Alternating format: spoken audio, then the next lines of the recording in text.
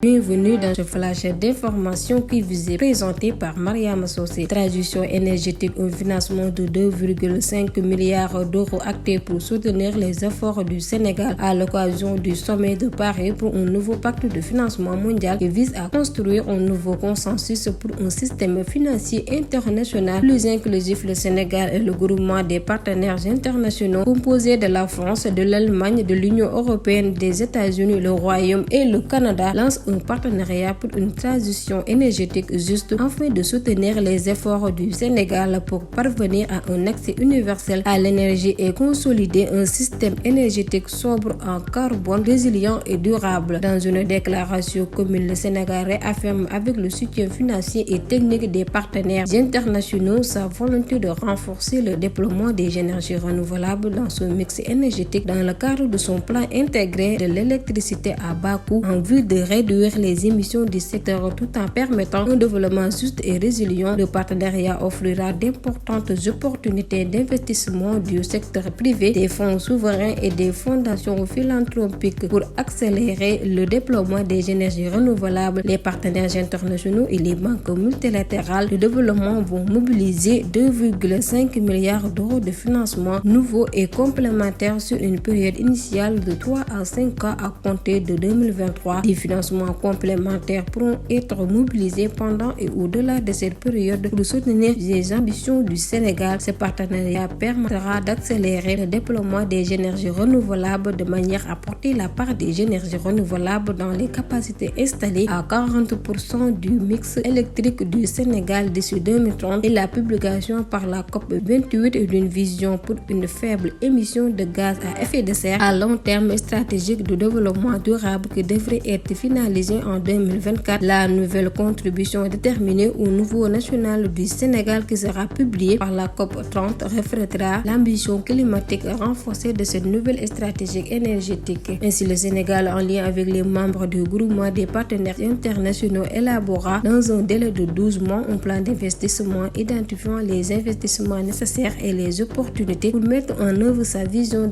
d'une transition énergétique juste et équitable. En effet, ce partenariat d'aujourd'hui pour une transition énergétique juste avec le Sénégal est le quatrième après le lancement de partenariats avec l'Afrique du Sud, l'Indonésie et le Vietnam. Toujours avec ce sommet, le chef de l'État a pris part ce matin au sommet pour un nouveau pacte mondial financier qui va regrouper pendant 2 jours les dirigeants du pays émergents et les économies mondiales. Le président Macky Sall a participé au panel en soulignant d'abord que le modèle de financement mondial n'est pas adéquat compte tenu des règles qui régissent la gouvernance mondiale financière pas adaptée avec le modèle des besoins des clients des différents pays et compte tenu des règles de fonctionnement. Macky Sall est d'avis que l'on parvienne à changer la gouvernance. Le besoin le plus urgent est le financement des infrastructures. L'Afrique est un vaste continent de 30 millions de kilomètres carrés et qui manque de tout. Les besoins se portent sur le climat mais aussi et surtout sur les infrastructures, fait savoir le président de la République Macky Sall. En effet, précisera le chef de l'État devant des dirigeants du monde économique et devant le président français Emmanuel Macron, ces règles ne prennent pas les urgences en matière d'infrastructure de climat. Il nous faut absolument poser des actes nouveaux et immédiats, sinon on s'acheminera vers d'autres fragmentations. Depuis Paris 2021, nous avions beaucoup parlé de la réallocation des droits de tirage spéciaux. Nous entendons toujours des résultats car il y a beaucoup de pays qui ont accepté de céder le part des DTS, a rappelé le président de la République. Regrettant un dossier énorme en espérant que d'ici la clôture de 2 mai, les Africains sauront ce que sont devenus ces engagements pour les droits de tirage spéciaux. Le président de la République, dans ses propos à l'occasion de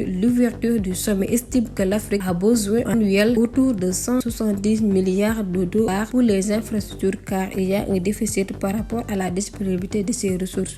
Ce qui limite ces ressources selon le chef de l'État, c'est justement la cherté des crédits qui est due en partie à la perception des risques aux assurances qui sont exigées. Et pour finir, des charges de Mbobos, le service d'hygiène détruit 75 tonnes de produits, au moins 75 tonnes de produits prohibés saisis par le service d'hygiène dans les marchés et grandes surfaces ont été détruits ce jeudi. À la décharge de Mbobos, l'opération a été menée avec succès par les éléments de la brigade de service d'hygiène de Dakar en collaboration avec la SONAGED. Au total, 75 tonnes de produits impropres à la consommation ont été détruites. Une saisine opérée dans les les marchés et grandes surfaces de la région de Dakar. Voilà, c'est tout pour ce flash d'information. Continuez à liker et à vous abonner sur ce portail.